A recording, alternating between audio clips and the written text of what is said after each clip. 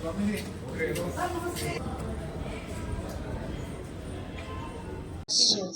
New year आप सभी को। इस नव वर्ष में पहली बार हम सभी लोग इस प्रकार से मिल रहे हैं। बीच बीच में तो आप सभी से मिलना होता रहता है, लेकिन हमारी कोशिश आगे आने वाले समय में भी ये रहेगी प्रशासन की कि आप सभी के साथ हमारा जो मीटिंग है एक फॉर्मल तरीके से इसी प्रकार से पीसी के माध्यम से वो लगातार होती रहे, जिससे जो प्रमुख विषय हैं और मुद्दे हैं शहर के वो कुछ आदान प्रदान भी होता रहे, और जो आप प्रशासन से किसी प्रकार की जानकारी, किसी प्रकार की अपडेट या और कोई किसी प्रकार की आप असिस्टेंस चाहते हैं वो हम आपको समय पे उपलब्ध कराते रहें।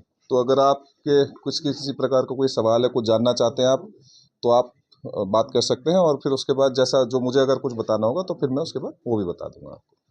सबसे पहले यहाँ डीसी थे जी, वो मासिक प्रेस वार्ता करते थे जी, वो बताते भी थे इस महीने हमने ये किया है और अगले महीने ये करेंगे। अगली प्रेस में वो ये बताते थे हमने इतने % कर लिया, इतने % नहीं कर पाए और इन कारणों से नहीं कर पाए। वो मंथली ही करते थे, लेकिन आपके समय में ये व्यवस्था नहीं है। देखो, ये अब मेरे समय में नहीं हुई, मेरे से पहले एक डीसी तो उनके समय में नहीं हुई, उनसे पहले एक डीसी तो उनके समय में नहीं हुई। तो मेरा देखिए आपसे आग्रह है कि किसी एक डीसी को दूसरे डीसी से कंपेयर ना करें आप। दूसरा, मैंने आपको पहले ही बता दिया कि हमारी आज के बाद ये कोशिश रहेगी कि हम इसी प्रकार से मंथली मिलें, हर महीने मिलें, और इसी प्रकार से जो शहर के, समाज के और बाकी प्रशासन से संबंधित कोई मुद्दे हैं उन पे हम जरूर चर्चा करेंगे। तो मेरा विषय यही था, सबसे पहले ही मैंने वार्ता अपनी इस बात से चालू करी है कि हम ये आने वाले समय में करते रहेंगे, और वो फॉर्मेट किस तरीके का वो इसी प्रकार का रहेगा कि जो हमने किया है वो हम आपको बताएंगे, जो करने वाले वो भी बताएंगे, और उससे संबंधित आपके कोई सवाल है उनका भी जवाब देंगे। दो विषय में रखना चाहूँगा आपके शहर को लेकर। एक तो सरकार की भी वो गाइडलाइन है, बोर्ड से भी पीछे डायरेक्शन हुआ था कि जो एकेडमीज हैं, जो शिक्षण संस्थान है, जो स्कूलों के अलावा वहाँ पे तमाम प्रकार की सुविधाएं, शिक्षा की व्यवस्थाएं नहीं है, लेकिन वो 10 की 10 चलेगी। और दूसरा सर मेरा सवाल ये है कि जींद शहर के चारों ओर लार्ज स्केल पे कंस्ट्रक्शन शुरू हो रहे हैं, तो उनको लेके क्या CLUs हुई है दोनों या जी, मैं दोनों ही चीज़ों का जवाब देता हूँ आपको। पहली बात तो ये कि सरकार ने भी पीछे ही एक कोचिंग सेंटर्स के रजिस्ट्रेशन के लिए एक पॉलिसी निर्धारित की है, जिसमें डीसी की अध्यक्षता में कमेटी बनाई गई है। तो उसमें हमें एक पूरी प्रोसेस है, SOP दिए हुए हैं, जिसके तहत हमने जितने भी कोचिंग सेंटर्स है, जो आपको दिखता होगा इनफॉर्मल तरीके से, मेरे पास पीछे भी शिकायतें आती रही कि इनफॉर्मल तरीके से कोचिंग सेंटर चल रहे हैं, उसमें सुविधाओं का अभाव है, लेकिन एक मैकेनिज्म, कॉन्क्रीट मैकेनिज्म ना होने के कारण हम उन पर किसी प्रकार की ज़्यादा कार्रवाई सुनिश्चित नहीं कर पाते थे, सिर्फ लॉ एंड ऑर्डर के पर्सपेक्टिव से ही देख पाते थे। लेकिन अब चूंकि सरकार ने एक पॉलिसी का निर्धारण कर दिया है और उसकी कमेटी गठित कर दी गई है, उसकी कमेटी की मीटिंग जल्दी ही करेंगे। उस कमेटी को एक्टिवेट करके हम सभी न्यूज़पेपर के माध्यम से, आप सभी के माध्यम से, आम जन को भी, या कोचिंग सेंटर्स के जो मालिक हैं, हम उनको मौका देंगे जी, आप ये कागज़ पूरे करके, अपने डॉक्यूमेंट्स पूरे करके आप रजिस्ट्रेशन करा सकते हैं, और रजिस्ट्रेशन के बाद वो भी बाध्य होंगे और हम भी बाध्य होंगे उन जो मानक होंगे रजिस्ट्रेशन के उनको फॉलो करने के। तो इस पर कंट्रोल उन पर करना और ये सुनिश्चित करना कि किसी प्रकार का वहाँ पे किसी से जालसाजी ना हो, धोखेबाजी ना हो, या फिर किसी और सुविधाओं का अभाव के चलते किसी बच्चे का भविष्य हो, किसी का फिजिकल नुकसान हो, इस प्रकार की कोई घटना घटित ना हो, जिससे ऑब्वियसली एक समाज में भी गलत मैसेज जाता है। तो वो हम जल्दी ही सुनिश्चित कर लेंगे। मेरा मानना है जब हम आपसे नेक्स्ट टाइम मिलेंगे तो मैं इस बारे में आपको ये अपडेट दे पाऊंगा जी, इतने कोचिंग सेंटर रजिस्टर हो गए और हमने उन चीज़ों को इनके लिए बाध्य कर दिया है। दूसरी चीज़, जहाँ तक आपने कहा कि इस बारे में, देखिए मैं आप सभी के संज्ञान में ये भी लाना चाहूँगा कि प्रशासन इसमें बहुत ज़्यादा सीरियस है, जो जितनी अवैध कंस्ट्रक्शन हो रही। मैं आपको कुछ नाम भी लेना चाहूँगा जिनके लिए मैं पर्सनली भी ये मानता हूँ कि जी इसको हटाना चाहिए, और ये एक हमारे लिए बहुत ही बड़ा लॉ एंड ऑर्डर का इशू भी है, समाज के लिए भी इशू है। Bus stand, new bus stand से लेकर सफ़ीदो रोड तक, और फिर सफ़ीदो रोड के दोनों साइड, अगर आप अब यहाँ सफ़ीदो रोड पर उतर के आप अगर टूवर्ड्स आप पिलूखेड़ा जाते हो तो आपको दोनों साइड दिखता है अवैध कंस्ट्रक्शन है। इसमें दो कारण रहे कि जिसके चलते हम बहुत ज़्यादा इसमें कार्रवाई नहीं कर पाए। पीछे अभी जो करंट DTP हमें मिले थे वो किसी कारणवश वो 2 महीने छुट्टी चले गए अर्न लीव लेके। उनसे पहले जो एक DTP थे उन्होंने कभी भी खास इस जींद की और कभी विषय पे इस पे ध्यान नहीं दिया कि जी क्या कार्रवाई करनी चाहिए। उनके पास 4 जिलों का चार्ज था और वो हमेशा उन्होंने कहा जी मैं आने में अक्षम हूँ, मैं नहीं आ सकती हूँ। तो ये दोनों ही मुद्दे माननीय डिप्टी स्पीकर साहब के सम्मुख भी रखे गए थे, और उन्होंने एक ऑफिशियली उनको एक चिट्ठी भी जारी की थी, डिस्प्लेजर भी दिया था, प्रशासन की ओर से भी उन्हें डिस्प्लेजर दिया गया था। और यही सारी चीज़ें जो डायरेक्टर महोदय के सम्मुख जो है ये रखी गई थी। और पीछे क्योंकि ग्रैब 4 भी लगा हुआ था, ग्रैब 4 में आप सभी जानते हैं कि वो प्रदूषण के चलते उसमें किसी प्रकार की कंस्ट्रक्शन डिमोलिशन हम नहीं कर सकते। अब वो दोनों चीज़ें हट गई हैं। मेरी कल भी माननीय डायरेक्टर महोदय से बात हुई है। पानीपत के जो हमारे डीटीपी हैं उनको एडिशनल चार्ज दे दिया गया है, और ये आप सभी के माध्यम से भी मैं कहना चाहूँगा, इसमें किसी प्रकार की कोई गुंजाइश नहीं है, किसी प्रकार की कोई छूट नहीं है, किसी प्रकार का किसी के साथ कोई वो नहीं है, पक्षपात नहीं है। जितनी भी अनाधिकृत अनऑथराइज्ड कंस्ट्रक्शन है, जो ग्रैब 4 का और डीटीपी ना होने का फ़ायदा उठा के लोगों ने कर लिए, सभी को समतल कर दिया जाएगा। क्योंकि जहाँ तक मेरी जानकारी है, किसी के पास कोई एनओसी नहीं है, किसी के पास कोई परमिशन नहीं है, किसी के पास कोई सीएलयू नहीं है। ये सिर्फ अवैध कंस्ट्रक्शन है जो एग्रीकल्चर लैंड पे, खेती योग्य भूमि पे अवैध तरीके से कॉलोनी काटी गई है। इस बारे में प्रशासन पूर्णतः सीरियस है। कार्रवाई ये इसलिए नहीं हो पाई क्योंकि सक्षम अधिकारी जो है वही ज़िले में हमारे पास हमारे डिस्पोजल पे मौजूद नहीं था। लेकिन अब क्योंकि चार्ज दे दिया गया है तो उसमें मुझे लगता है अगले जैसे ही वो, मुझे मेरा मानना है 1 या 2 दिन में वो ज्वाइन करेंगे, पानीपत के जो डीटीपी हैं उनके ज्वाइन करते ही नोटिस दिलवाया जाएगा। तो नोटिस की जो अवधि होती है हफ्ते या 10 दिन की जो भी होती है, उसके बाद आपको, वही मेरा यही कहना है कि जी अगली प्रेस कॉन्फ्रेंस से पहले आपको इसमें अच्छी कार्रवाई देखने को मिल जाएगी। साहब जी, मेरा एक सवाल है जी। कि नगर परिषद के में को जो है ना पार्क गोद दे दिए जाते हैं, और जो ठेकेदार है, मैंने अभी भी एक पार्क है हमारा अटल पार्क जो है सरकार की बहुत बड़ी योजना है, अभी उसका मैंने वीडियो भी काफी चलाया मैंने, वहां पे मतलब कम से कम भी 5 मौत हुए के कह सकते हैं। छोटी छोटी बच्चियों ने आपके नाम संदेश भेजा है वीडियो के अंदर, उसमें कोई किसी तरह कोई सुविधा नहीं है। 80,000 रुपये महीना जो है नगर परिषद ठेकेदार को पे कर रही है, तो ये बहुत बड़ी एक समस्या है, उस पर आप थोड़ा संज्ञान लें, मेरा ये। मैं आपको बताना चाहूँगा कि इसमें ये मुद्दा जो है वो पीछे माननीय डिप्टी स्पीकर महोदय के एक साथ मीटिंग में भी ये मुद्दा सामने आया था, और उसमें निर्णय यही हुआ था कि जितनी भी संस्थाओं को हमने इस प्रकार के पार्क दे रखे हैं उनका एक रिव्यू कर लिया जाए। उस मीटिंग में डीएमसी महोदय भी मेरे साथ मौजूद थे, और हमने यही निर्णय लिया था कि पहले जिनको हमने संस्थाओं को दे रखे हैं पार्क, उनका एक रिव्यू कर लिया जाए, और जो जिन संस्थाओं ने अच्छा काम किया उनके साथ आगे हम अपना कोई भी अनुबंध है किसी प्रकार का कॉन्ट्रैक्ट है वो करें, और जिन संस्थाओं ने हमारे साथ अच्छा कार्य नहीं किया है उनको हम ब्लैकलिस्ट ही कर दें। आने वाले समय में उनको किसी प्रकार से पार्क की रख रखाव का उनको दायित्व ना दिया जाए। दायित्व तो देखिए क्योंकि ये बेसिकली एमसी का होता है, लेकिन हम चाहते हैं सामाजिक संस्थाएं, आरडब्ल्यूएस हैं, नागरिकों की संस्थाएं हैं, तो वो भी इसमें एक हिस्सेदार बने, पार्टिसिपेट करें इसमें अपनेपन की फीलिंग आती है। तो वो आपकी बात जायज़ है, लेकिन उसमें हम चर्चा कर चुके हैं और इसमें ज़रूर कार्रवाई करेंगे। मैं ये कहना चाहती हूँ साहब जी कि एक बार आप अपने लेवल पे जी। तुरंत प्रभाव से उसकी आप एक बार जांच करवा लें, नहीं तो वहाँ बहुत बड़ा हादसा हो सकता आप है। अटल पार्क की बात कर रहे अटल हैं? पार्क की साहब जी 5 कुएं हैं, बिल्कुल बच्चे 12-13 बच्चे वहाँ गिर चुके हैं, उसके बाद वहाँ पे वायर खुली पड़ी है, खाली एक झाड़ू लगा देने से संस्था का काम पूरा नहीं होता। मैं पीछे गया था लेकिन मेरे संज्ञान में नहीं आया, मुझे नहीं, मैं थोड़ा आपको समय तो हो वीडियो गया। अभी भी ठीक मैंने है, बढ़ाया, नहीं आपकी अभी बात 10 मानता दिन हूँ, पहले। कोई दिक्कत नहीं है सर, सबसे बड़े एक अच्छा, बारी शौचालय भी नहीं है, छोटी छोटी बच्ची नहीं, शौचालय है लेकिन वो ताला लगा हुआ है सर इतना बड़ा। शौचालय हैं। जी। जिस समय मैं गया था उस टाइम भी ताला लगा था, मैंने उनसे कहा था जी आप इसको चालू कर दो, मैं एक बार देख लेता हूँ क्यों नहीं हुए, वो इसको हम संज्ञान में आ गए। बंद कर रखा था, लोग लगा रखा था। हाँ, सर एक शौचालय जलवंत मुद्दा है, एक सर जलवंत मुद्दा है वो बनवाना था, अब जी? खुला हुआ है जी। करप्शन का मामला। हाँ हाँ तो हाँ। उसमें प्रशासन क्या कार्रवाई करे? देखिए अभी क्योंकि ये आप सभी जानते हैं कि ये एक सरकार की ओर से एक चिट्ठी आई थी जिसमें जीन के 12 पटवारियों का नाम था, और उनके नाम के आगे भी कुछ लिखा हुआ था कि इस प्रकार की चीज़ें ये करते हैं। अभी हमने प्रशासन को, हमें थोड़ी सी क्लैरिटी की आवश्यकता है सरकार से लेने की कि किस प्रकार से इनके खिलाफ कार्रवाई किस प्रकार से सुनिश्चित करें। कार्रवाई से पहले क्योंकि एक इंक्वायरी जांच भी करनी होती है, तो सरकार ने अगर इस प्रकार की कोई चीज़ कर रखी है तो हम उसको ज़रूर लेंगे और संज्ञान में, और जो हमने उसकी प्रोसेस इनिशिएट कर दी है हमारे, क्योंकि एक फाइल का एक प्रोसेस होता है उसको इनिशिएट कर दिया गया है, तो उसमें नियमानुसार जो भी कार्रवाई बनेगी वो हम जरूर सुनिश्चित करेंगे, उसमें कोई दो राय नहीं है। आपके किसी भी कार्यालय का उदाहरण लिया जाए, जैसे फॉर एग्जाम्पल आपके कार्यालय का उदाहरण लिया जाए, तो जो पब्लिक डीलिंग की जो सीट है जिसको ये पेइंग सीट कहते हैं, उस पे अगर पीछे 25 साल से यहाँ पत्रकारिता कर रहा हूँ, तो देख रहा हूँ वही बंदे उन सीटों पे घूमते रहते हैं, वो मोटर व्हीकल पे वही आरसी लग जाता है घूम फिर। लेकिन जो कुछ बंदे ऐसे होते हैं जो केवल डिस्पैच कलर पे ही रिटायर हो जाते हैं, तो उनको कभी इस तरह मौका नहीं मिलता। देखिए मैं इसमें ये कहना चाहूँगा, पहली बात तो कि प्रशासन की नज़र में कोई सीट पेइंग या नॉन पेइंग सीट नहीं होती है, हमारे लिए तो लगभग सारी सीटें एक बराबर होती हैं। लेकिन हाँ, जैसे कि आपने जिस प्रकार से कहा, मैंने भी इस प्रकार से देखा है कि कई लोग पिछले काफ़ी सालों से हैं, पीछे हमने कुछ ट्रांसफर्स किए थे और ऐसे लोगों को हटाया था, आपने शायद आपके संज्ञान में आया हो। ये हम रूटीन में करते रहते हैं, और मेरा ये मानना है कि हम हर 6 महीने में ट्रांसफ़र करें।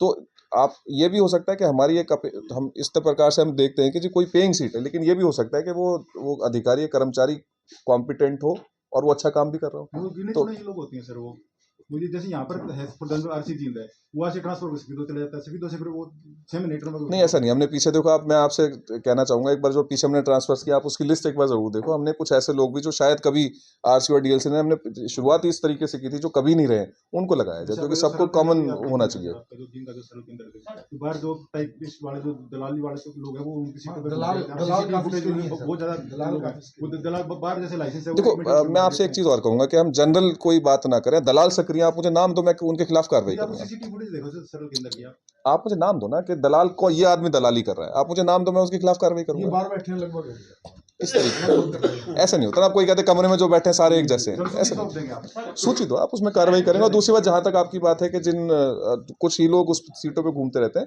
उनका हम ड्यू कॉग्निजेंस लेके उन ट्रांसफर इस प्रकार से करेंगे कि नए लोगों को मौका मिले। कर्मचारी हैं वो भी वहाँ पर लगे हुए हैं। इसका ध्यान रखेंगे। सर, जब पुराना बस अड्डा की है खाली खड़ी है बिल्डिंग में, तो है ही, एक तो वहाँ नशेड़ी रहते हैं, तो ऐसी व्यवस्था नहीं। हाँ, मैं आपको दो चीज़ें बताता हूँ इसमें।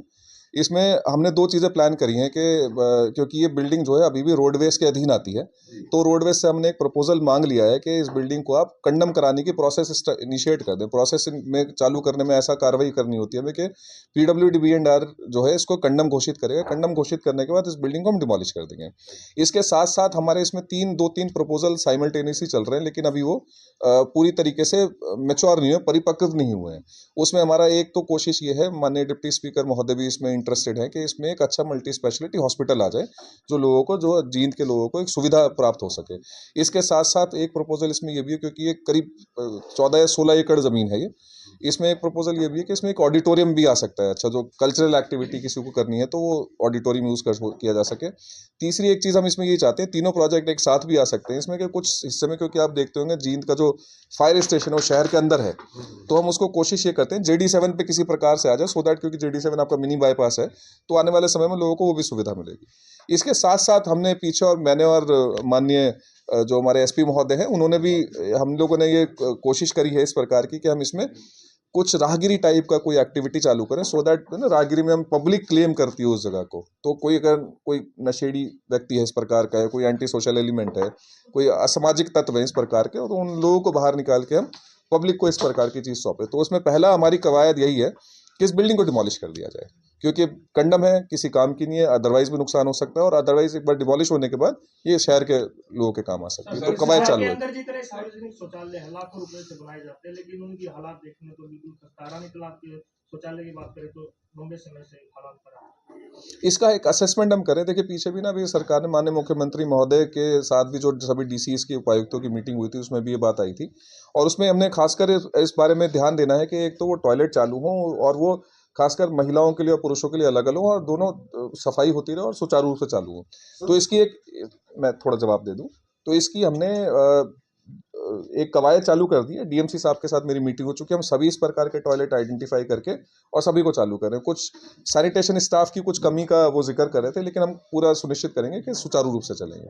सर, जींद में मेडिकल कॉलेज पिछले 10 साल से खुल रहा है, वो कब तक चालू होगा? देखिए, जितना उत्सुक आप हैं, उतना ही उत्सुक मैं भी हूँ। उसमें एक छोटी छोटी कोई टेक्निकल हिच होते हैं, क्योंकि आप जानते हैं कि ये department medical education and research बना रहा है उसको, और ये PWD की एक विंग है हमारी HSRDC वो इसको कार्यान्वयन कर रही है। इसमें पीछे एक छोटी सी समस्या थी पानी से संबंधित, क्योंकि HSVP के जो भूमि है वहाँ से इनका पानी का इंतजाम करना था, तो लगभग हमारा फाइनल स्टेज पे वो हो जाएगा। और उसके बाद जैसे ही ये रिक्रूटमेंट सरकार ने करनी है, जो भी डॉक्टर नर्सेज जो भी भर्ती होने, तो मेरा मानना है अगले 6 से 7 महीने में शायद हम OPD तो ऑपरेशनल करने की स्थिति में आ जाएंगे। डीसी साहब है जो डिप्टी स्पीकर सर के साथ आपने पार्किंग की साइट का एक विजिट किया था अभी आपने, लेकिन वो already sir C&D type waste के लिए निर्धारित जगह है, तो क्या आपने उसको रिप्लेस कर दिया? नहीं, वो देखिए, ये मैं कहूँगा कि ये जानकारी ठीक नहीं है। वो C&D वेस्ट के लिए निर्धारित जगह नहीं है अभी, क्योंकि C&D वेस्ट कोई भी MC, कोई भी कॉरपोरेशन, कोई भी नगर पालिका, कोई भी परिषद बिना NGT की परमिशन के किसी भी जगह को, किसी भी भूमि को C&D वेस्ट के लिए निर्धारित नहीं कर सकते। एक्चुअली चीफ सेक्रेटरी सर की मीटिंग में DC साहब आपसे पहले जो थे, उन्होंने ये रिपोर्ट सबमिट करी है, इसलिए मैं आपसे, क्या रिपोर्ट सबमिट करी है? कि C&D टाइप की जो वेस्ट के लिए ये साइट निर्धारित की हुई है सर? नहीं, जहाँ तक मेरी जानकारी मैं आपको बताता हूँ, जींद डिस्ट्रिक्ट में सीएनडी वेस्ट के लिए अभी कोई भी डंप करने के लिए निर्धारित कोई जगह नहीं है, क्योंकि उद्देश्य सिर्फ सीएनडी वेस्ट को डंप करने का नहीं होता या सॉलिड वेस्ट को डंप करने का नहीं होता, उसको प्रोसेस करने का होता है, उसको रिसाइकिल करने का होता है। तो अभी तक जींद शहर में सीएनडी वेस्ट को रिसाइकिल करने के लिए, प्रोसेस करने के लिए कोई भी प्लांट नहीं है, और जहाँ तक मेरा जानता हूँ मैं, वो परमिशन भी नहीं है। तो अभी ये पीछे, क्योंकि पीछे हमने विजिट भी किया था, ये जो सीएनडी वेस्ट जो आपको दिख रहा है, ये रोड का वेस्ट है, जो पीडब्ल्यूडी ने रोड बनाते समय पुरानी रोड को उखाड़ के यहाँ डाला है। और आपसे बात करने से आने से पहले मैं उन्हीं से फ़ोन पे एक्सचेंज साहब से बात करके आया हूँ। 1 हफ्ते का उन्होंने समय मांगा है कि उस पूरे वेस्ट को ये हटा के प्रोसेस करने के लिए, क्योंकि जींद में कोई प्लांट नहीं है, तो शायद किसी और डिस्ट्रिक्ट में भेजेंगे, ये जगह खाली हो जाएगी, और इसमें जो भी हम प्लान कराएंगे पार्किंग का या किसी और प्रकार से इसको यूज़ करने का, उसको हम कवायद चालू कर देंगे। जैसे साहब तो पब्लिक हेल्थ डिपार्टमेंट है, पब्लिक हेल्थ डिपार्टमेंट अपने सीवरेज की पाइप दबाए या पानी की सप्लाई की पाइप दबा के सड़कों उखाड़ दी जाती है, गलियां उखाड़ दी जाती हैं, वही क्यों छोड़ दी जाती है। नया उदाहरण मैं आपको बता दूं, अभी वहाँ जो रोहतक रोड है बाईपास फ्लाईओवर के पास, अभी 6 महीने से सड़क जो उखाड़ी हुई है, तो वो बड़ी परेशानी है। एक तो ये विषय कि आपने बना दिया तो तुरंत उसका महीना भी समाधान हो जाए। इसमें दूसरा साथ ही मेरा एक सवाल है कि जुलाना को उपमंडला दर्जा दिए करीब 1.5-2 साल हो गया, एसडीएम बैठ गया, वहाँ मिनी सेक्रेटरी बनने का जो प्रोसेस है या सिविल जो है अस्पताल को बनाने का है, ये प्रक्रिया पाइपलाइन में है या कोई योजना है या नहीं है? मैं बता देता हूँ आपको। देखिए, इसमें पहला तो जो आपने सवाल जो रेस किया है, पब्लिक हेल्थ को एक स्टैंडिंग इंस्ट्रक्शंस हमने जिला प्रशासन की ओर से दे रखे हैं कि जो भी पाइपलाइन उन्होंने दबानी है, उसी एस्टीमेट में उन्होंने उस गली को या सड़क को जो भी तोड़ते हैं उसको रिले करने का भी उन्होंने एस्टीमेट उसी में लेना है। क्योंकि कई बार ऐसा होता है, 2 विभाग आपस में से, पीडब्ल्यूडी की सड़क है, पब्लिक हेल्थ पाइप डाल के कहते हैं जी पीडब्ल्यूडी बनाएगा इस, क्योंकि लेकिन आम जनता को परेशानी होती है, उसको मद्देनजर रखते हुए हमने एक कवायद चालू कर दी है। कोई अगर एक जो आप केस बता रहे हैं, ये आप मुझे अलग से बताते ना, मैं इसमें एक बार देख लेता हूँ, ऐसा होना नहीं चाहिए। बाईपास है तो अपना फ्लाईओवर आगे से मैं समझ गया आपकी बात, मैं एक बार देख लेता हूँ, इसमें इस प्रकार से होना नहीं चाहिए। अगर है तो मैं पब्लिक हेल्थ को इंस्ट्रक्शंस दे दूंगा, इसको जल्दी से ही पूरा करेंगे। इनका दूसरा सवाल भी है, दूसरे सवाल का जवाब दे देता हूँ। जुलाना सब डिवीजन बन गया है पीछे, क्योंकि 2 इलेक्शंस बीच में रहे, तो उसमें इलेक्शंस के चलते हम बहुत ज़्यादा बाकी कुछ कार्रवाई में नहीं कर पाए। लेकिन यहाँ से मेरे ऑफिस से आई थिंक पिछले महीने हमने डायरेक्शंस दी है एसडीएम साहब को कि इसके लिए रेवेन्यू के लिए जो हमारा जो रेवेन्यू डिपार्टमेंट है, उसकी मलकियत की एक उपयुक्त भूमि तलाश लें, जिसपे हम सब डिवीज़न के साथ साथ एक मिनी सेक्रेटेरिएट की बिल्डिंग के साथ साथ रेजिडेंसेस भी अधिकारियों के लिए आए। और क्योंकि हमने यहाँ पे जो कंसर्न डीएसपी हैं उनको ही बिठाना होगा, और हम तो ये मान के चल रहे हैं कि कम से कम 7-8 एकड़ की कोई ऐसी हमें लैंड मिल जाए जिसमें हम बाकी आने वाले फ्यूचर के लिए भी, क्योंकि कल को फिर कोर्ट भी चालू होगी, सारी चीज़ होगी, तो उसकी कवायद चालू कर चुके हैं। वो उसकी एसडीएम महोदय जो है उसकी लैंड ढूंढने में लगे हुए हैं। तो मुझे लगता है अगले 1 महीने 1.5 महीने में हमारे पास कुछ लैंड की डिटेल्स आ जानी चाहिए, फिर उसके बाद बाकी हम प्रोसेस स्टार्ट कर देंगे। सर, पूर्व मुख्यमंत्री मनोहर लाल खट्टर दावा कर रहे हैं कि जींद के जितने भी गांव हैं, सभी गांव में नल से जल पहुंच गया, तो जिला प्रशासन कौन सा आंकड़ा देता है हरियाणा सरकार को? देखिए, जो टारगेट जींद को दिया गया था वो 100% ज़्यादा अचीव हो गया, ये तो मैं भी बताता हूँ आपको। मेरे गाँव में हर घर में नल से जल नहीं है। वो देखिए, जो मैं वही कह रहा हूँ, जो टारगेट दिया गया था वो टारगेट हो गया है। कोई वन ऑफ कोई समस्या है तो देख लेंगे उसको। शहरों में तो पहुंचा नहीं, शहरों में तो बता नहीं, देखिए, बहुत सी कॉलोनियां ऐसी हैं, बहुत सी कॉलोनियां ऐसी हैं। नहीं पूरी मेरा इलाका पूरा का पूरा है। ये रहा आपके कोर्ट के पीछे है, शीतलपुरी एक इसी में नहीं है। नहीं, शहर के लिए देखो, आप जानते हैं जैसे उसका वाटर वर्क्स का, बड़ौदी वाटर वर्क्स का काम चालू हो चुका है।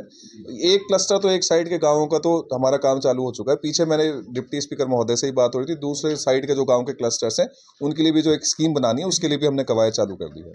तो ये जहाँ तक अगर किसी गांव में नहीं पहुंचा तो आप मुझे जानकारी दे सकते हैं, क्योंकि पब्लिक हेल्थ के जो आंकड़े हैं उसके अनुसार तो 100% कवरेज हो चुकी है, 100% कवरेज है। मान गया, आपकी बात मान के मैं डिनाई नहीं करता, आप मुझे वन ऑफ बता देना, कहीं है तो मैं एक बार देख लेता हूँ, ऐसा होना नहीं चाहिए, बट कहीं है तो करवा देंगे। परिषद की मीटिंग कल हो पाएगी? आपकी मीटिंग हो रही है मेरे साथ आज ये हो रही है तो कल वो भी होगी। हमारा मीडिया सेंटर है जी, और उसमें किसी प्रकार की सुविधा नहीं है जी, सोफे टूटे पड़े हैं, लैटरिन का बुरा हाल है। तो हम देश की समस्या उठा रहे हैं, लेकिन हमारे बैठने की समस्या 10 साल से उसमें सामान नहीं बदलेगा। देखो, 10 साल से बहुत बुरा हाल है। आप काइंडली इसको समझने की, मैं देखो समझता हूँ, आपकी बात मानता हूँ, लेकिन आप इस चीज़ को समझने की कोशिश करो। मेरे पास, जिला प्रशासन के पास कोई डेडिकेटेड फंड नहीं है, अलग से कोई फंड नहीं है। जो मेरी गाड़ी जिसमें मैं चलता हूँ वो भी कंडम है।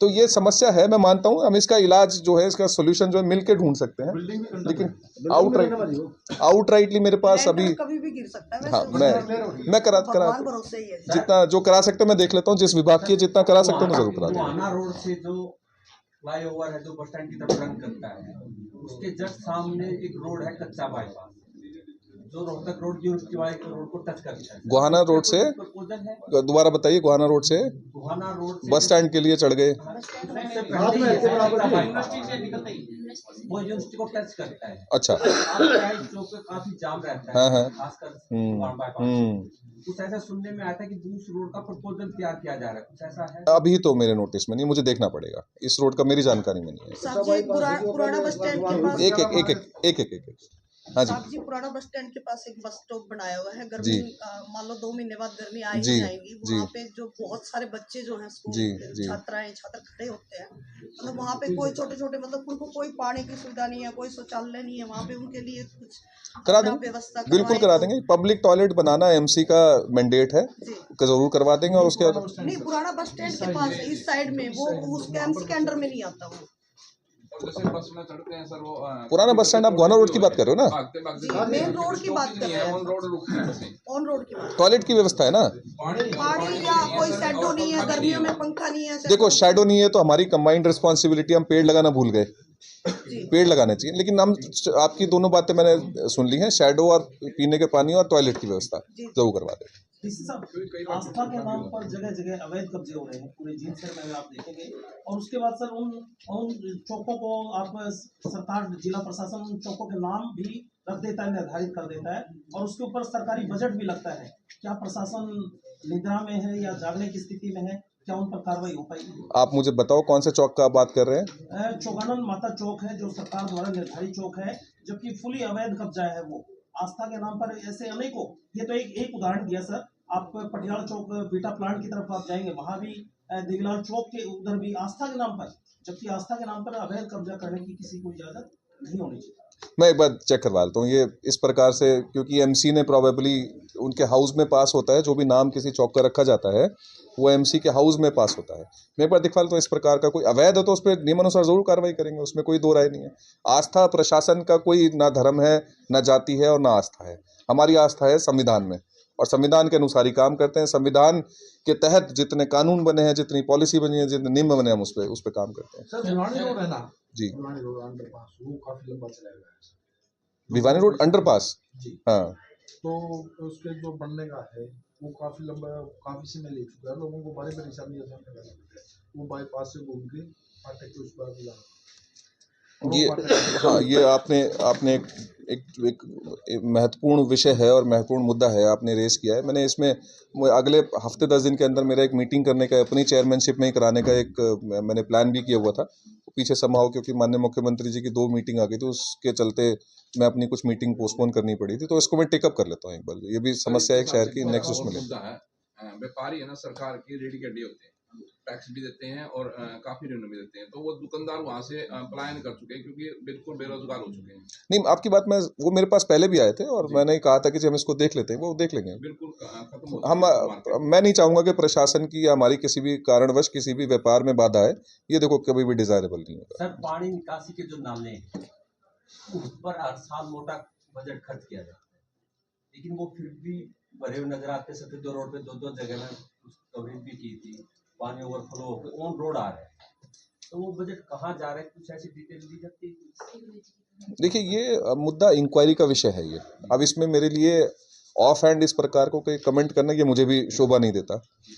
अगर कोई इस प्रकार का, जैसे आपने सफेद रोड का आपने नाम लिया, तो उसमें कोई अगर इस प्रकार का तो जांच करवा देंगे, और जांच में दूध का दूध पानी का पानी हो जाएगा। नाले ऐसे हैं सर, बजट तो दिखा दिया जाता है, इतना बजट खर्च करते, नाले भरे हुए पानी जा ही नहीं रहा, लोग आ रहे हैं। कोई नहीं, इसमें जांच करा देते हैं, पता लग जाएगा इसमें। देखो अभी इस प्रकार से यहाँ बैठ के तो मेरे लिए भी थोड़ा बोलना मुश्किल है।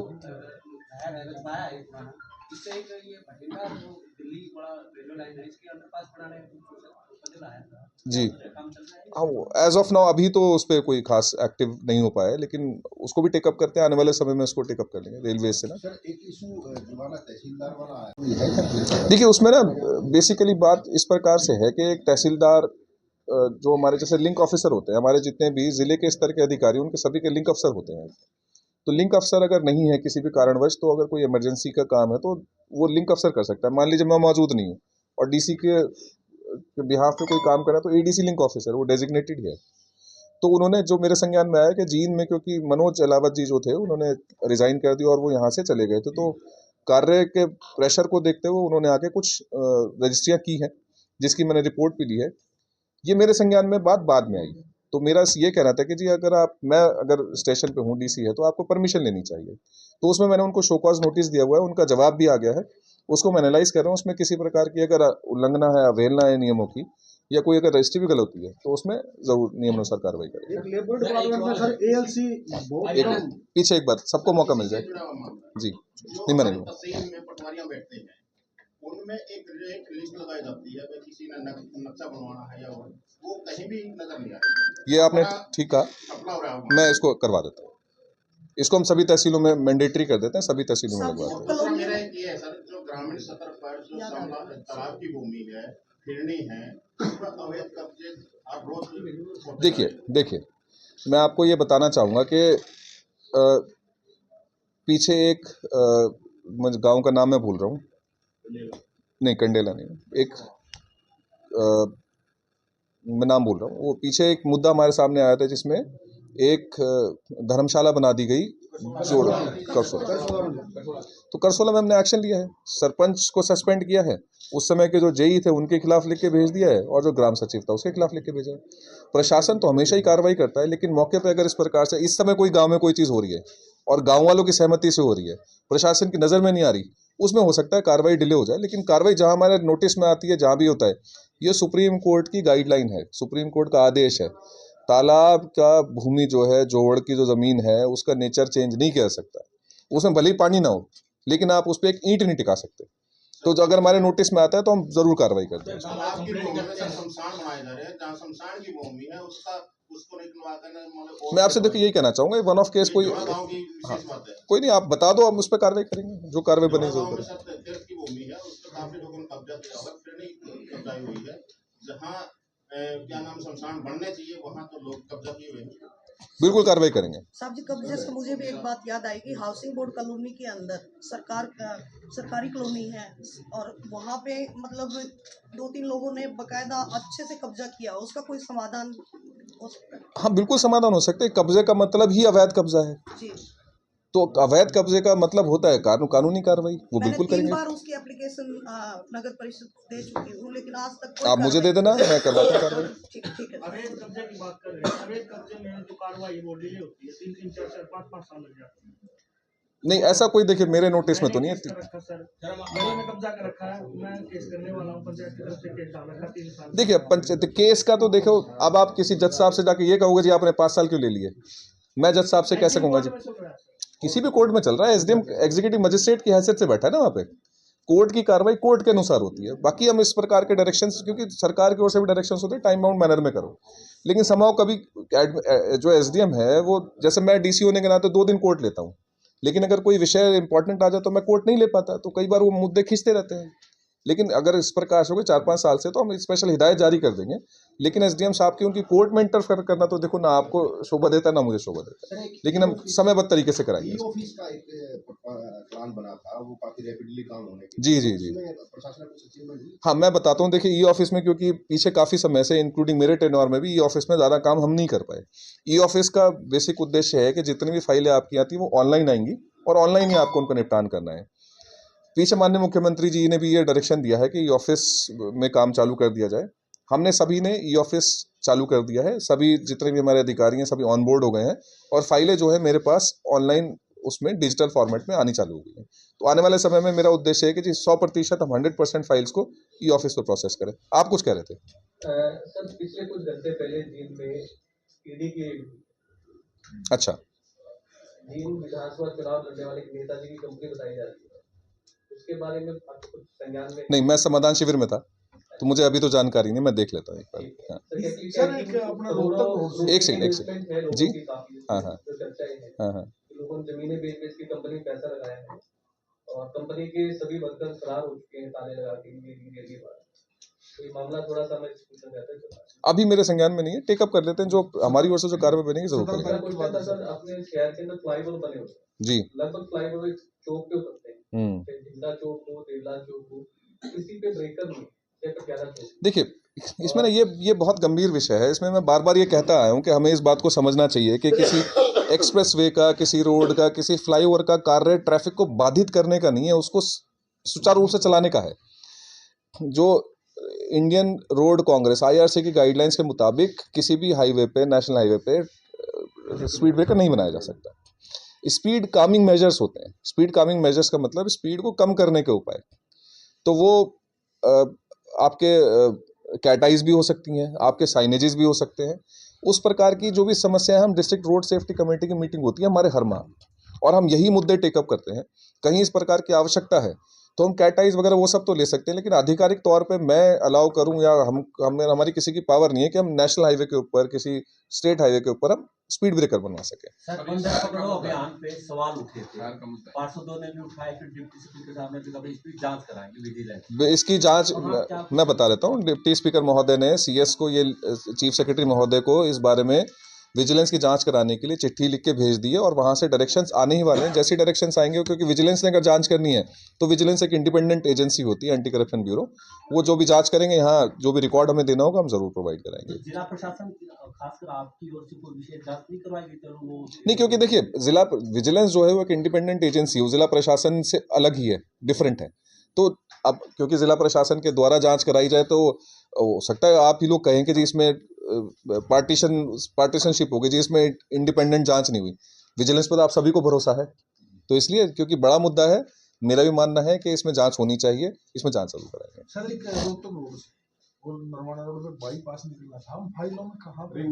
Ring road. हाँ, वो मैं हमारी नेशनल हाईवे से बात हुई थी, अभी उनकी प्रायोरिटी में नहीं है वो, क्योंकि वो नेशनल हाईवे CM अनाउंसमेंट भी थी है, लेकिन क्योंकि वो नेशनल हाईवे ने टेकअप करना था, NH की प्रायोरिटी में नहीं है अभी। मेरी पीछे PD साहब से बात हुई थी, तो अभी इस पे कोई कार्रवाई नहीं हुई। लेकिन डिप्टी स्पीकर साहब का जो बयान आया था कि केंद्रीय सड़क परिवहन मंत्री ने जो हाँ, बिल्कुल किया था मैंने वीडियो भी देखी है कि माननीय गडकरी जी ने अनाउंस भी किया था कि बाईपास निकलेगा, लेकिन अभी NH की प्रायोरिटी में नहीं है।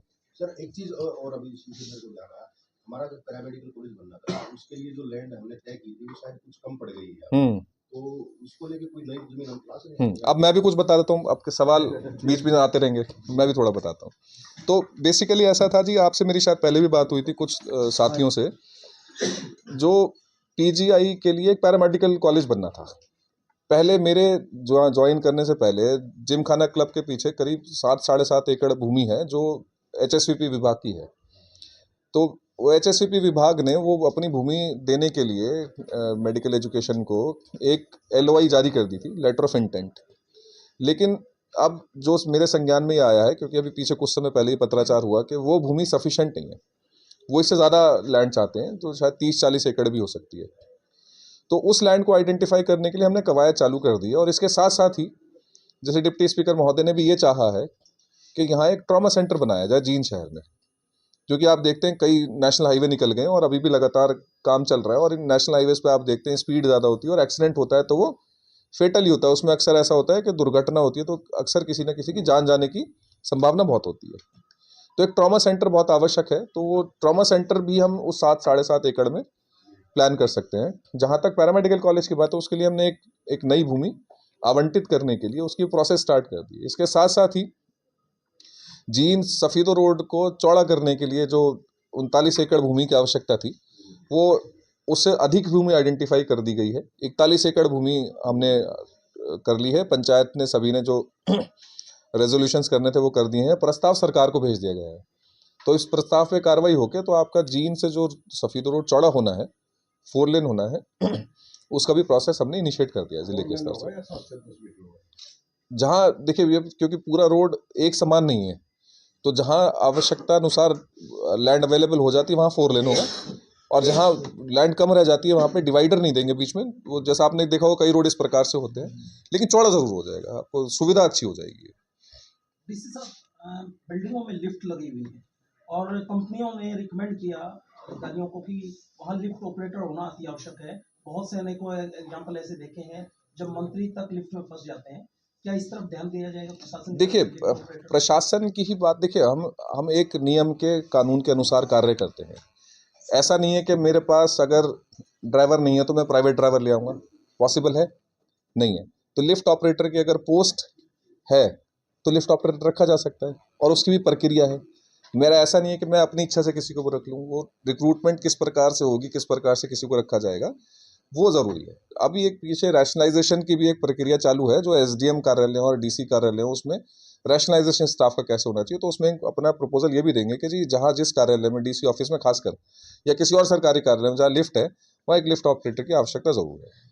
तो ये सरकार को आने वाले समय में प्रपोजल देने वाले हैं। बैंक स्टैंड के सामने जो सर्विस रोड है सारी, जी, उसमें दोनों तरफ से वाहन जाते हैं।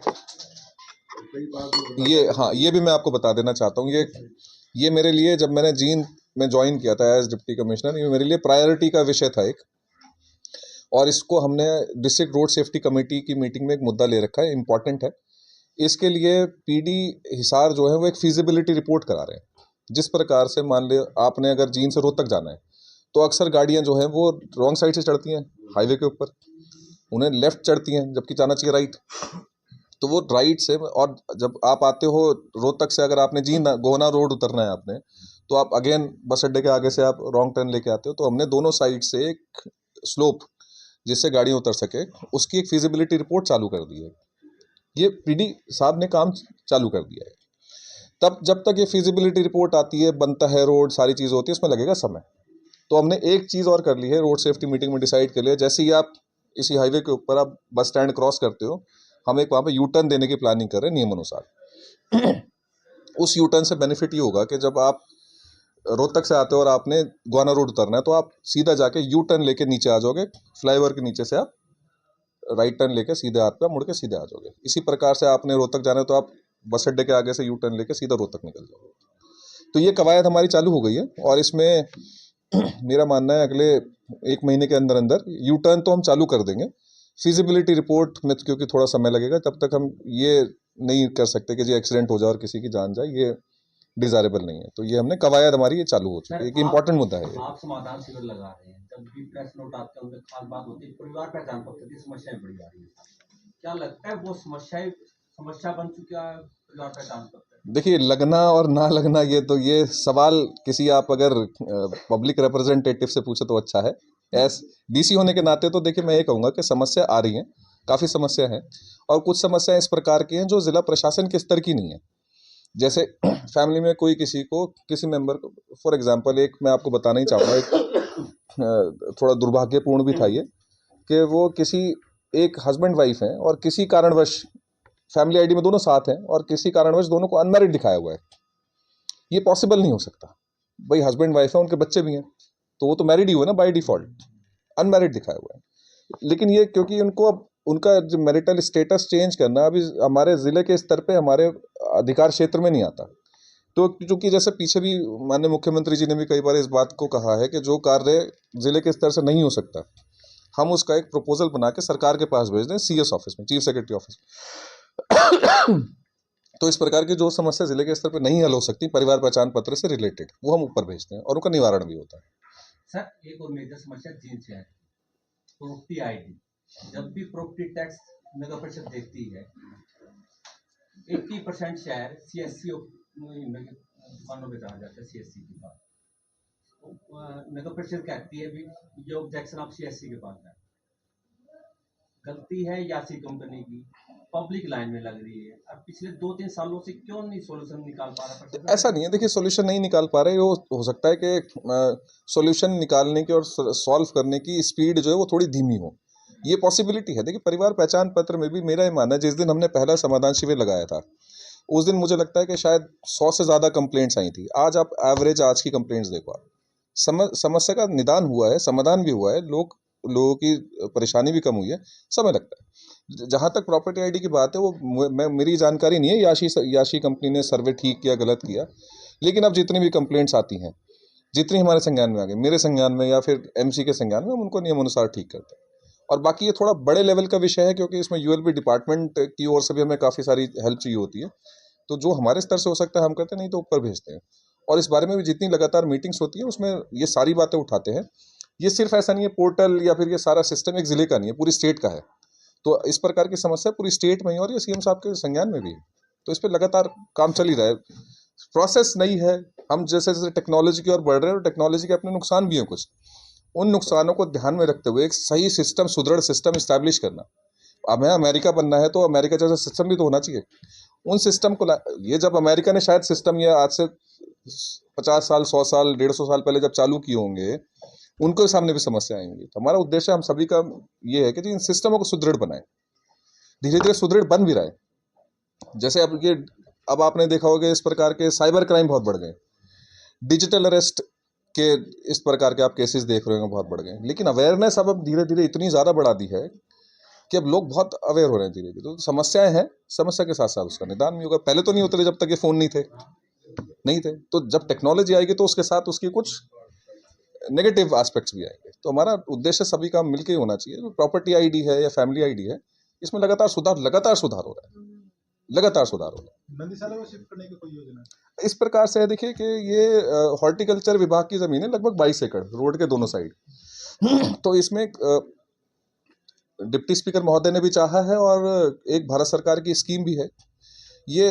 इसमें हम चाहते हैं कि जी एक आयुष का बोटेनिकल गार्डन, नर्सरी कुछ इस प्रकार से शहर वासियों के लिए एक ऐसी सुविधा उपलब्ध हो, क्योंकि 20 शहर में कोई पार्क नहीं है। पार्क जो होते हैं, ग्रीनरी, ये हमारे लंग्स होते हैं किसी शहर के। तो इसको कोशिश हमारी ये है कि जी इसको पूरे को डेवलप किया जाए। और लगभग 12 एकड़ में नंदीशाला है। नंदीशाला को उद्देश्य है नंदियों के लिए एक अच्छा एनवायरनमेंट देना, खाने पीने की व्यवस्था करना और उनके घूमने फिरने के लिए इंतजाम करना। वो हम शहर के बाहर किसी पंचायत की भूमि में भी कर सकते हैं, ज़रूरी नहीं है कि शहर की भूमि इस्तेमाल की जाए। तो इसका प्रपोजल सर्टेनली है, इसको हमने टेकअप कर लिया है। नंदीशाला के शहर में काफी है, दूसरी बात आवारा पशु रोड पर। हाँ, इसमें देखिए कुछ कमी तो आई है, आप मानते हो? हाँ, बंदरों में भी कमी आएगी, क्योंकि हमने वो तो जो देखिए जो इंक्वायरी का विषय है वो इंक्वायरी का विषय है। उसमें किसी ने अगर गलत किया तो नियमानुसार कार्रवाई होगी। लेकिन हम आने वाले समय ये नहीं कह सकते जब बंदरों पे या आवारा पशुओं पे कार्रवाई नहीं करेंगे। वो दोनों चीज़ चल रही हैं। सर, कितनी कमी आई है जो पशु आज भी आवारा फिर रहे हैं? आप बताओ। हमसे ज्यादा हम हर रोड पे देखते हैं, रात को तो निकलना मुश्किल हो जाता है। 80% तक कमी आई है, 80% तक कमी आई है। सर, आज भी हम कैथल रोड पे देखते हैं ना, रात को निकलते समय कैथल रोड पे नगूरा में जमा आंत तक रहता है। देखो एमसी से बाहर की बात, ये देखो हमारा पशु तो हर सड़कों पे है सर, हर ग्राम में। नहीं, देखो वो तो आपकी बात ठीक है, आवारा पशु तो सब जगह है। लेकिन एमसी तो अपने कार्य क्षेत्र में काम करेगा ना। और हमारे पास ये गौशाला और नंदीशाला जो भी है ना, हमारे कई सारे इश्यूज और भी होते हैं इनके साथ ना। खाने पीने की चारे की व्यवस्था, आप किसी गौशाला में 3000 पशुओं की व्यवस्था हम कर सकते हैं, उसमें 4000 ठूस दोगे तो अब उनकी तो जीना दूभर हो जाएगा। इस पे भी कार्य हमारा चल रहा है। और हमारा ये जो बीड़ के पास एक आपने देखा होगा एक श्री कृष्ण गौशाला है, उसको भी एक्सपैंड करने की और उसमें और पशु और जितने भी हमारे गऊ हैं उनको भेजने की हमारी कवायद चालू है। लगभग मेरा मानना है जो जैसा आप सभी ने कहा 80%, मैं कहता हूँ चलो फिर भी आप इसको 60% 70% कहूँ, कमी जरूर आई है। बंदरों में काफी वो है, बंदरों में रोष है।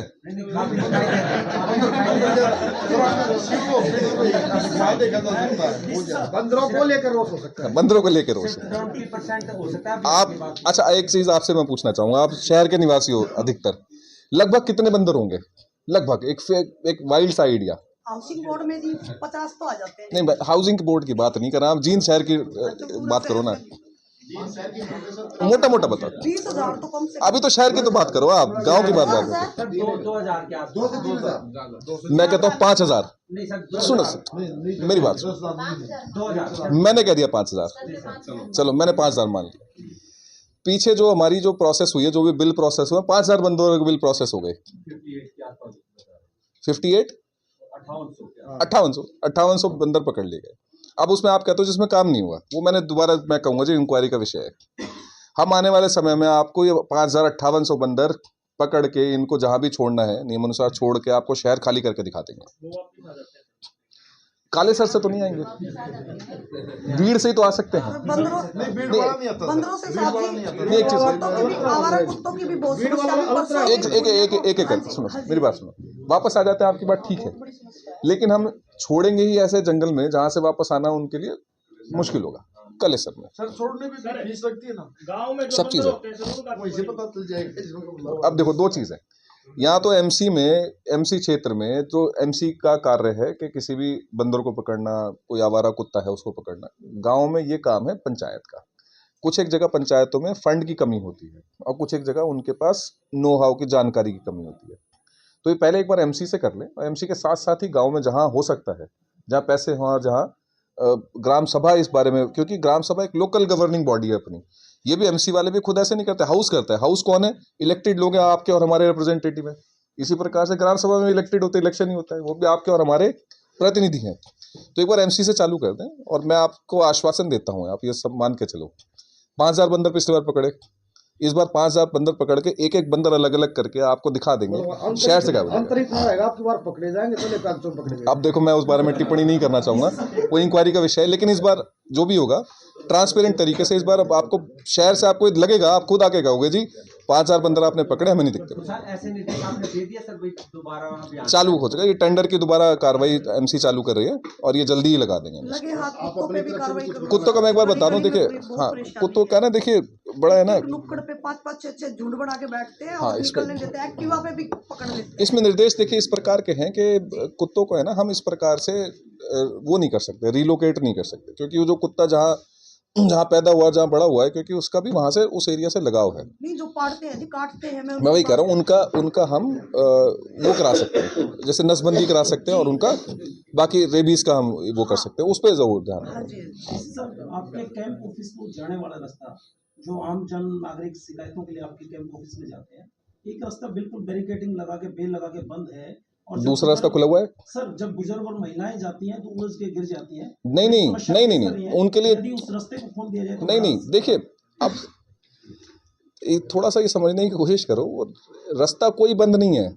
आप अभी चलो मेरे साथ, मैं आपको कैंप ऑफिस के दरवाजे पर गेट पे उतार के दिखा दूंगा। ऑटो भी आ सकता है, रिक्शा भी आ सकता है, साइकिल भी आ सकती है, कार भी आ सकती है, ट्रक भी आ सकता है, किसी प्रकार की कोई रुकावट नहीं है, कोई रोक टोक नहीं किसी प्रकार की, किसी के लिए भी। रास्ता कंप्लीटली खुला हुआ, आप मेरे साथ भी चलो, मैं लेके चलता हूँ, पैदल लेके चलो मेरे साथ। गोहाना रोड से जो आपके गोहाना रोड से एंट्री होती है वहाँ बैरिकेडिंग लगे हैं सर। आप घूम के आओ ना साइड से, वो गहाना रोड पे वो जो काव कैचर जिसको कहते हैं वो लगा, उसमें पैर किसी का फंस जाएगा, उसको चोट लग जाएगी। पूरा प्रॉपर रोड का रास्ता दे रखा है, आप रोड से आओ, इसमें कोई वो नहीं है। इस प्रकार का मुझे नहीं लगता, देखो किसी और ने फील किया कभी, आप कभी आए हो मेरे ऑफिस, कैंप ऑफिस तक पहुंचने कोई दिक्कत नहीं है। किया ना किया हो, लेकिन जो गोहाना रोड वीआईपी रोड है, गोहाना बाईपास चौक पे पुलिस कर्मियों ने एक कमरा बना दिया, उसके बाद धीरे धीरे वो अतिक्रमण कर रहे हैं सर। इस रोड पे आप नजर भी दौड़ाएंगे ना सर, सिर्फ पुलिस वालों का है अतिक्रमण। कहाँ गोहाना बाईपास चौक पे। जेल के बराबर अच्छा, जब वो जेल के कोने पे सर वो कमरा जेल की दीवार में बनाया जा सकता है, लेकिन एक चौक चलो देख लेंगे, आप वो कर रहे हो थोड़ा टाइट, थोड़ा देख लेता हूँ, मैंने ध्यान नहीं दिया पर्सनली, मैं देख लेता हूँ इस प्रकार से। बैरिकेड ये लिंगड़ा चौक के पास। हाँ, मैं समझ गया, लोकेशन में समझ गया। और कोई विषय कुछ बताना चाह रहे थे क्या आप? ये से आप बताओ, मैंने बात में बता दी। एक तो मैंने ये बता आपकी दिया, प्राथमिकता क्या है जी नए साल में? देखिए 2-3 प्राथमिकता हैं। एक तो जैसे मैंने आपको बताया कि ये मैं जब आया था जींद शहर में, तो मुझे तो ये लगता था कि जी आप इस प्रकार से जो हाईवे से आपने गोहाना रोड पर उतर रहे हैं, उसमें उतरने की समस्या थी, और मेरा हमेशा से ये लगता था कि जी कभी धुंध है, कभी कुछ है, तो उसमें एक्सीडेंट होने का खतरा बहुत बना रहता है। तो उसमें हमने उसकी कवायद चालू कर दी, और जब ये यू टर्न एक बार चालू हो जाएगा रोड के बीच से, तो मेरा मानना है एक्सीडेंट्स होने की गुंजाइश तो यहाँ से खत्म हो जाएगी। दूसरी चीज़, जैसे वाटर का जो एक पीने के पानी की सप्लाई की बात थी जहाँ तक, तो वो बड़ौदी वाटर वर्क्स का तो काम अब मेरे ख्याल से 25 तारीख को इसका श्री गणेश होने वाला है, और इसमें काम चालू होगा, क्योंकि इसके सारे नेगोशिएशन हो गए, टेंडर हो गए, सारी चीज़ हो गई, ये काम चालू हो जाएगा। तीसरा, एक हमारा एक बड़ी अच्छी खेलने की सुविधा है हमारे पास, एकलव्य स्टेडियम के नाम से आप सभी लोग जानते हो। उसमें ट्रैक बिछना था बच्चों के प्रैक्टिस करने के लिए, क्योंकि सिंथेटिक ट्रैक, क्योंकि आप सभी जानते हो, क्योंकि वो बच्चों को जब तक हम खेलने की सुविधा अच्छी नहीं देंगे, तो हम जो हरियाणा जो देता है स्पोर्ट्स पर्सन पूरे देश को, वो कैसे देगा। तो सिंथेटिक ट्रैक बिछने की कवायद भी हमारी चालू हो गई है। उसका रेट नेगोशिएशन के लिए गया हुआ है, जैसे ही वो फाइनल हो जाता है तो ये हमारा दूसरा, क्योंकि बड़ौदी वाटर वर्क्स एक पर्टिकुलर जगह को कवर करता है जो शहर में जो हम पानी सप्लाई करेंगे, दूसरा क्लस्टर दूसरी साइड जो गांव है या दूसरी साइड जो शहर का हिस्सा है, उसको वहां तक भी पानी सप्लाई करने के लिए पीछे डिप्टी स्पीकर महोदय के समक्ष एक ये मुद्दा भी आया था, उसको भी वहां तक पानी पहुंचाने के लिए ये भी हम कवायद इसकी चालू कर रहे हैं। जलघर से क्या पूरा शहर की सप्लाई नहीं हो पाएगी? पूरे शहर की तो नहीं हो पाएगी, इस साइड रह जाएगी। हाँ, कुछ साइड रह जाएगी इसमें भी।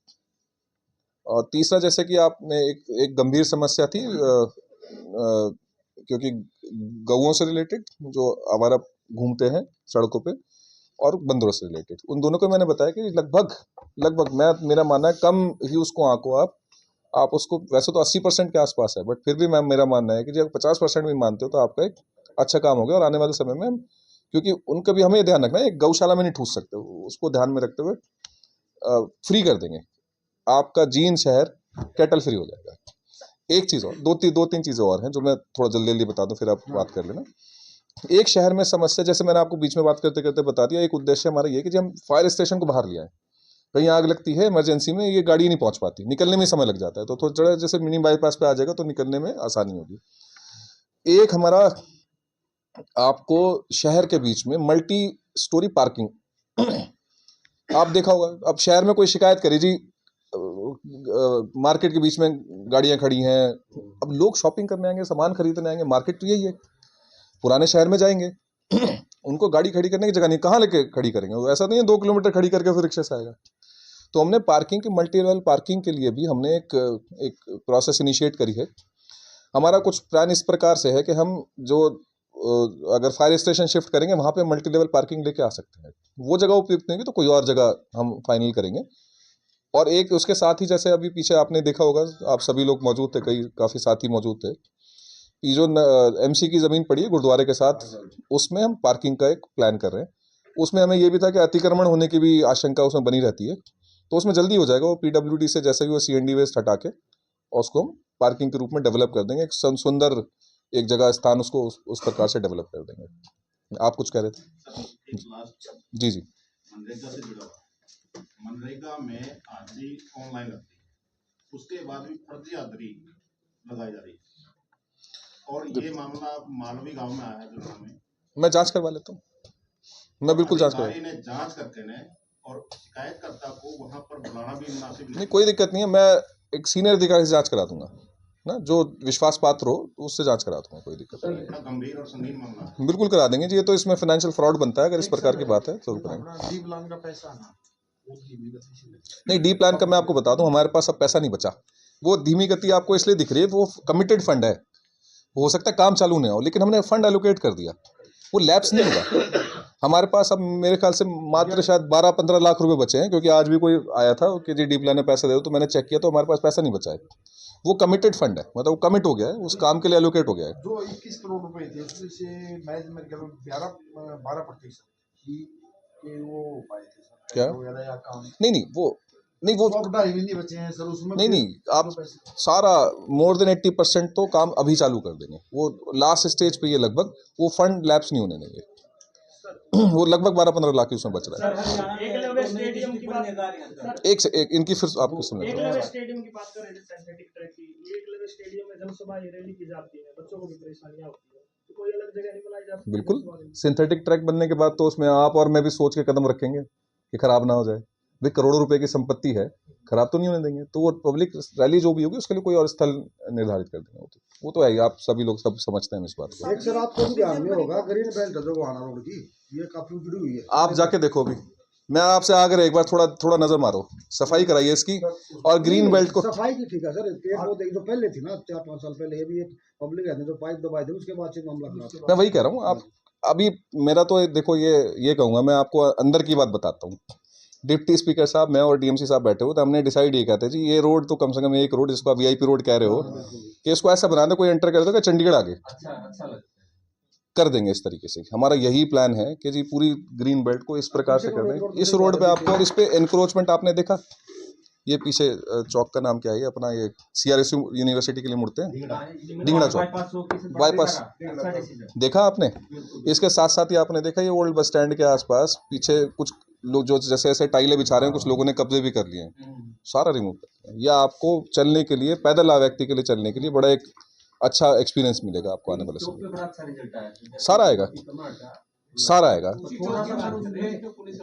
सर जो पुलिस के जो है ना सर, पुलिस पोस्ट, अच्छा आप उसी की बात कर रहे हो? हाँ मैं समझ गया। वो चलो ठीक है, मैं समझ गया। नहीं, जेल की जगह तो देखो इस प्रकार से तो, क्योंकि जेल वाले तो पाँव नहीं रखने देंगे, तो वो कुछ करेंगे उसका, कुछ ना कुछ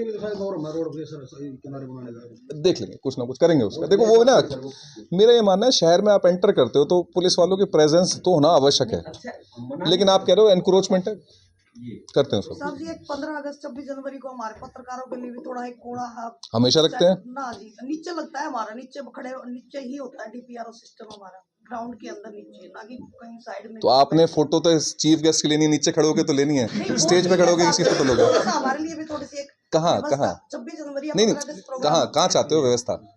कहीं भी छोटा मोटा वहीं साइड में ही कर ले आप। देखो बहन जी, ऐसा है, आप बैठने के स्थान से निर्धारित ये ना करो कि जी आप कितने महत्वपूर्ण हो कितने नहीं हो। नहीं, वो चीज महत्वपूर्ण आप पूरे हो, कहो तो मैं नीचे आ जाता हूँ, आपके साथ मैं बैठूंगा। हमें तो वैसे ही पीछे काम करना है, मैं बैठूंगा आपके साथ नीचे, ये ना कहो जी आपके अगर ऊपर जगह नहीं तो महत्वपूर्ण नहीं है, महत्वपूर्ण आप हो। हाँ आप बताओ, एक सेकंड, एक इनसे बात कर ले फिर आपके पास आते हैं। हरियाणा में जैसे नई डिस्ट्रिक्ट बनने जा रही है और कुछ गांव है जो पहले से बड़ी डिस्ट्रिक्ट में रहना चाहते हैं और वो जबरदस्त विरोध भी कर रहे हैं, तो उसके लिए क्या करना है? भाई देखो, इसमें प्रशासन डिस्ट्रिक्ट एडमिनिस्ट्रेशन की ओर से मैं कुछ नहीं बोल सकता। दूसरी बात, मेरे पास आधिकारिक तौर पे अभी कोई सूचना नहीं है कि नई डिस्ट्रिक्ट बनने जा रही है, और जो गांव रहना चाहते हैं कोई हमें देता है तो हम सरकार के पास भेज देते, क्योंकि सरकार का निर्णय है। सुंदरपुरा और बड़नपुर 2 गांव थे जिन्होंने बॉयकॉट किया था, जो चाहते थे कि जी हमें उचाना भेज दो नरवाना से निकाल के, तो वो गजट नोटिफिकेशन हो गया है। तो इस प्रकार से कुछ नहीं, वो तो आप सरकार को भेज सकते हो। देखो ये तो सरकार के स्तर पे, क्योंकि जो भी कमेटी बनती है इस प्रकार की, वो कमेटी क्लेम्स एंड ऑब्जेक्शंस लेती है। किसी गांव से ऑब्जेक्शन है, किसी और का ऑब्जेक्शन है, कमेटी कंसीडर करती है, तो हम यहाँ भिजवा देते हैं। कोई इस प्रकार से होता है, आधिकारिक तौर पे मेरे सामने अभी भी कोई इस प्रकार की नहीं है। हरियाणा सरकार ने स्टूडेंट के पास बना रखे हैं लड़कों के 0 बैलेंस के, और प्राइवेट विषयों में अलाउड नहीं करते, लड़ाई झगड़ा रहता है, इसके बारे में क्या करें? मेरे नोटिस में तो आप बता रहे हो तब आया है। एक बार मुझे आप लिखित में किसी से शिकायत अगर कोई देना चाहते थे, मैं चेक करवा देता हूँ। मेरे नोटिस में अभी तक कोई शिकायत नहीं आई, शिकायत मेरे नोटिस में नहीं आई। जी आपका सुझाव था कोई? सुझाव था सर जी, जैसे रोड सेफ्टी की कमेटी बनाई है, तो छोटी कमेटीज में एनजीओ वगैरह आते हैं, इसमें मीडिया पर्सन तो क्यों नहीं डाल रहे? आप मोस्ट वेलकम हो, आओ तो सही, आ जाओ। हाँ, डीपीआरओ साहब को आप एक काम करो, आप खुद स्वयं 1-2 नाम आप आपस में बात कर लो, मुझे बता दो। बाकी बैठने की जगह बचेगी फिर आप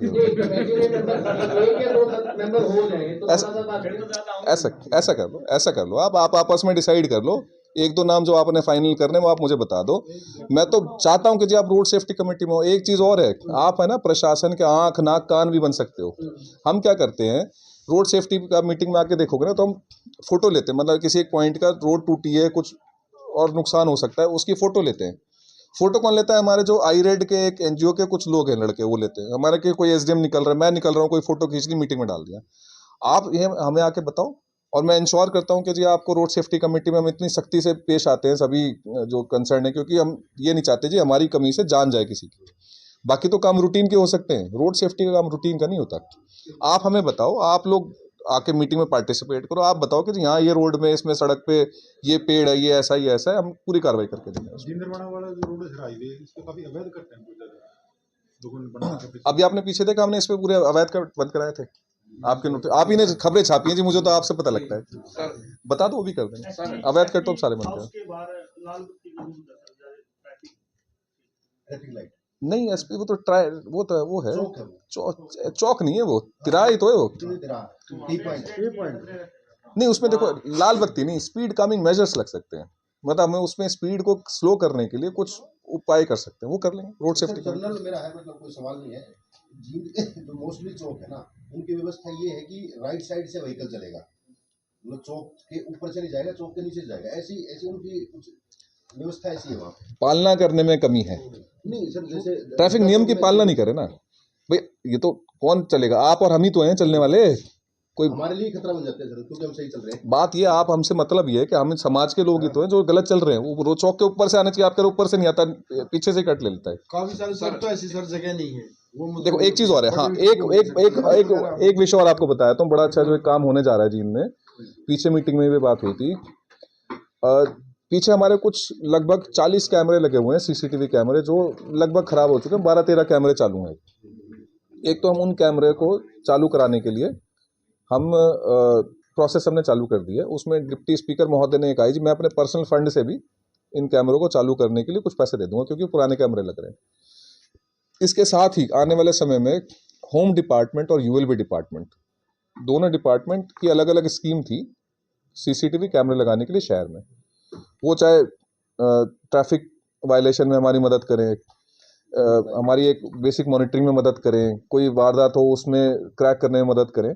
तो पीछे माननीय मुख्यमंत्री महोदय के जब समक्ष ये बात आई तो दोनों विभागों को एक करके इस प्रकार से फंड कर दिया कि पहली इंस्टॉलमेंट में 1 करोड़ रुपए मिलेगा हर डिस्ट्रिक्ट को ये कैमरे लगाने के लिए। हम उसकी जगह आइडेंटिफाई कर रहे हैं। इसके साथ साथ जैसे जितने मेजर चौक हैं, हमने सोचा वो तो आता रहेगा फंड। हम जो आपका मेन ये एमसी वाला चौक है आपका पुराने बस स्टैंड के साथ, जहां हमने रेड लाइट लगवाई है, इसमें हम कैमरे लगवाने जा रहे हैं। और उन कैमरे के आधार पर तो उससे ना जो ट्रैफिक की एक सेंस है और जो नियमों की पालना करना है, ये लोगों में धीरे धीरे जागरूकता भी आएगी और समझ भी आएगी। जब चालान आपके घर आएगा तो आप कहोगे जी ये कैसे आ गया, ये आगे से नहीं निकलूंगा ऐसे। तो ये हम करने वाले हैं और इससे ना आने वाले समय में आपको एक सुरक्षा की जो भावना है ये भी आपको मिलेगी, क्योंकि ये कैमरे होने से आपको सुख सुविधा बहुत हो जाएगी हम सभी के लिए। साहब जी हमारे एक छोटी सी एक समस्या, छोटी क्या समस्या तो बहुत बड़ी है। ये अगर आप जिला स्तरीय लेवल पे अगर आप ये समाधान करवा दें कि टोल टैक्स जैसे हम लोगों को पहुँचाना जाना, डिस्ट्रिक्ट लेवल पे भी अगर आप करवा दें कुछ।